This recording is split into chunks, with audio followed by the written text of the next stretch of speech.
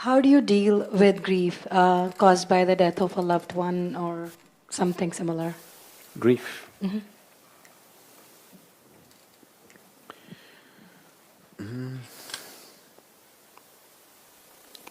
Now, I want you to look at this with a certain openness, because when you're in grief, if somebody is in grief, you don't talk truth to them. You just hug them, you comfort them. You tell pretty lies to them. You don't tell truth to them, isn't it? Isn't it so? Someone is in grief, at that moment you don't talk truth to them. You just… pretty things you tell them, gentle things. Isn't it so? Because when they're in grief, they're like little children, they're broken and they've become tender. You just handle them tenderly and leave it. Maybe after they stand up on their feet, then you can tell them the truth. But when they're in grief, you don't… it's not right, it's not appropriate to try to tell them the hard truths of life, isn't it? So if you are in grief right now, I will just say nice things to you, sweet things.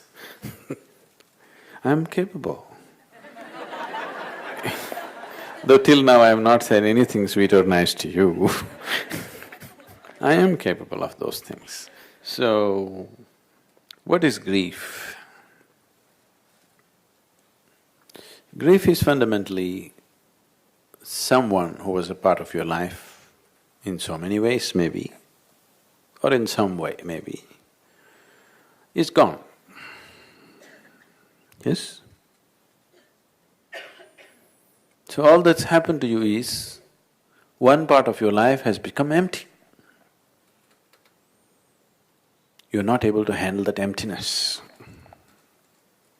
See, one human being goes away, it doesn't mean anything to you. Because every day, thousands of people go away, isn't it? Do we know how many people die every day in the world?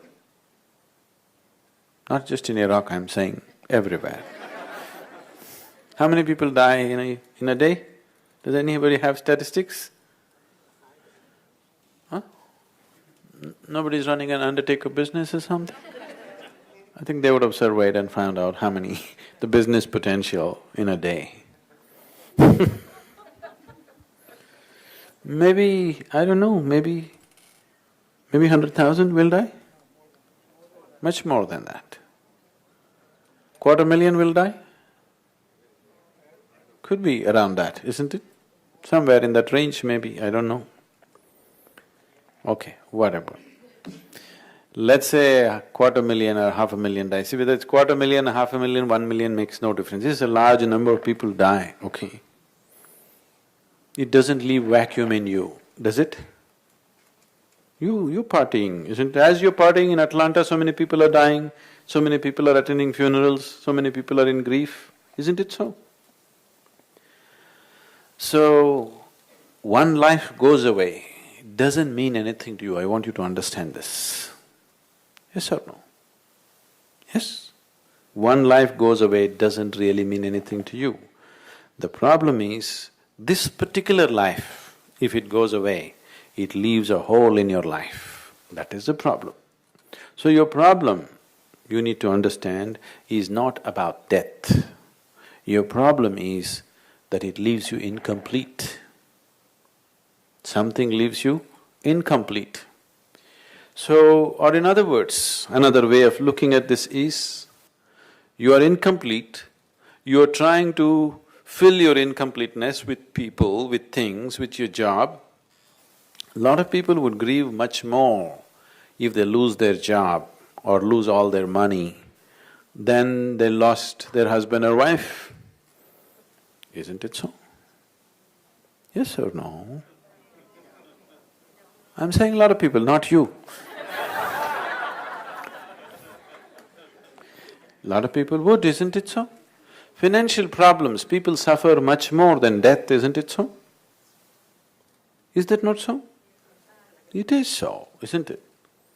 People will grieve not just about somebody's death, people will grieve anything that leaves a vacuum or a hole in their life, That's what they grieve. So what you're grieving is not death. What you're grieving is your life is incomplete in some way. Why is it incomplete?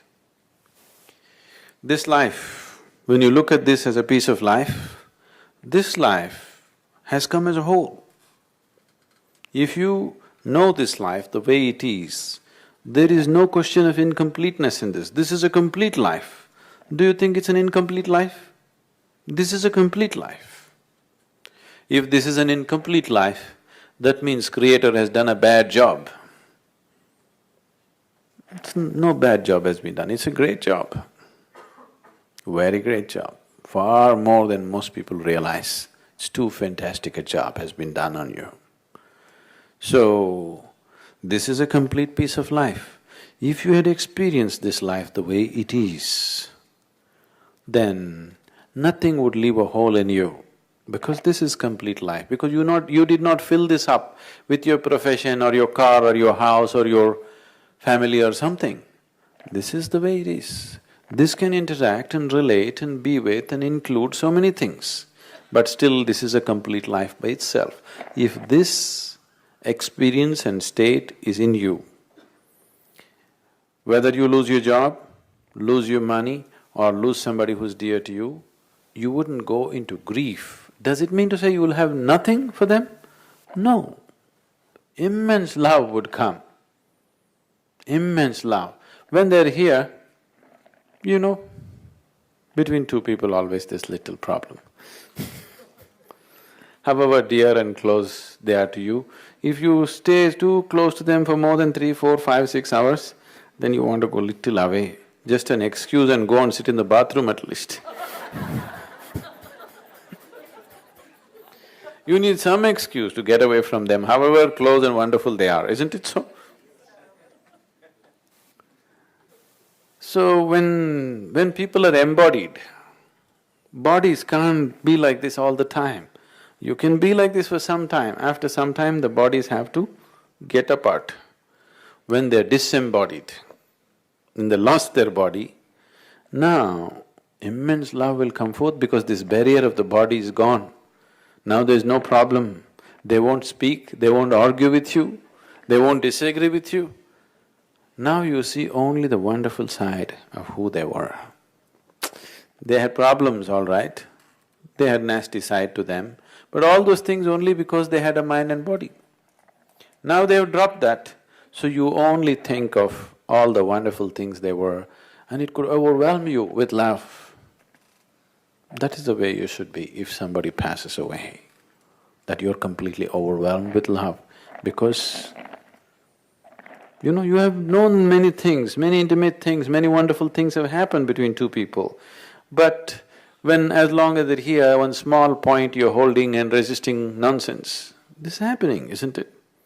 Those small points have evaporated with death. Now you must be overwhelmed in that sense. But grief is a crippling force, isn't it? Yes?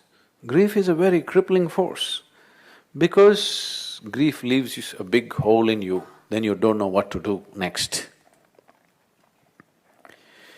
So, it may sound inhuman what I'm saying, but I want you to understand that people in the society have always gone about enshrining all the weaknesses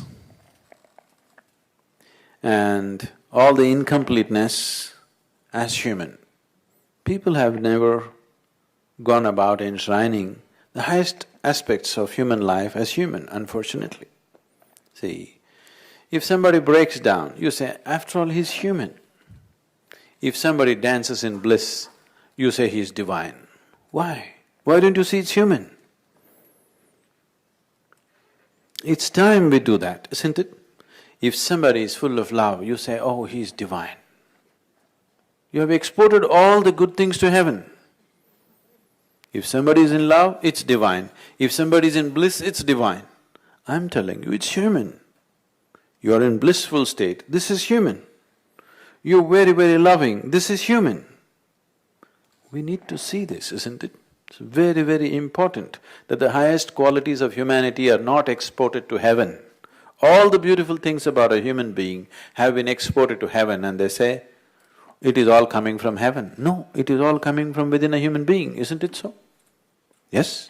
When you feel love, do you see a ray of light shooting from the sky and entering you, or is it overwhelming from within you? Is it overflowing from within you, or is it coming from heaven? It is coming from within you.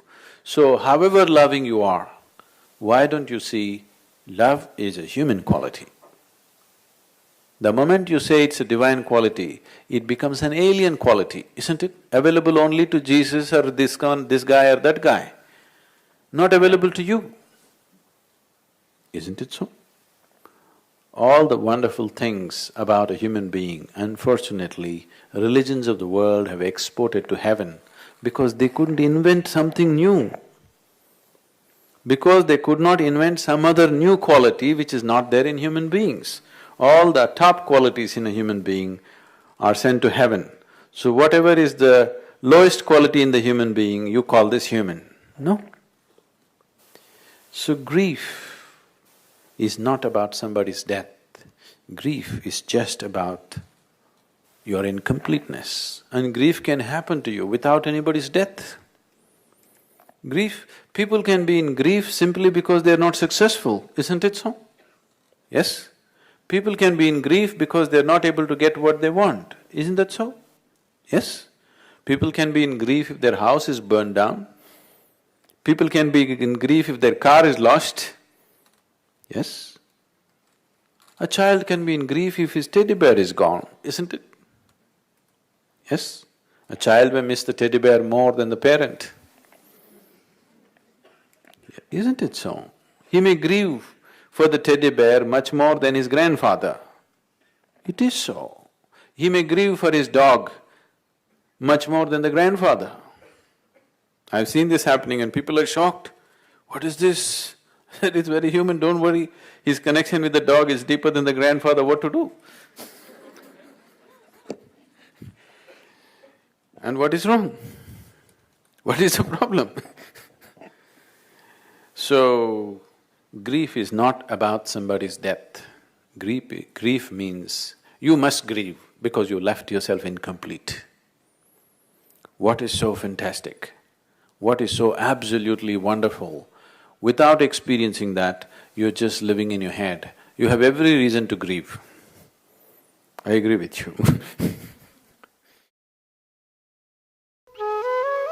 For more on Sadhguru, visit www.ishafoundation.org.